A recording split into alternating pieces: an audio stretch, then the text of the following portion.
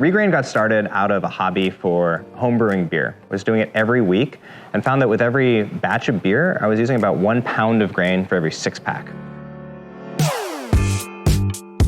This physical grain was left behind, and so it felt like every time I was making beer, I was also making food. It felt very wasteful to be throwing away this perfectly good food that I was producing every time I was making beer. About 80% of brewery grains have historically gone to animal feed, with some going to compost, some going to landfill. There's a huge missed opportunity to put this incredible resource to its highest and best use, feeding people. Today, what we're doing is working with a handful of really skilled brewers that are producing beers local to our facility.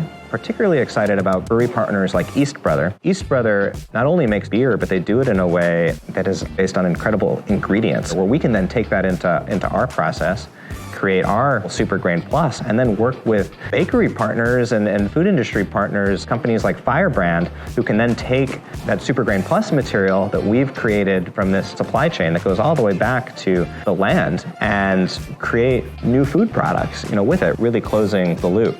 A lot of the grain we're sourcing, we do try to maintain a really high quality for everything that we were bringing in. And because of the higher quality, it is very nutrient dense, fibrous product, lends very well to working that into food products. Started working with ReGrained products, kind of add something different to the marketplace, being able to reclaim them and add flavor and align our product with our values and with our mission. And we thought that ReGrained would be like a really perfect product to kind of marry all three of those things.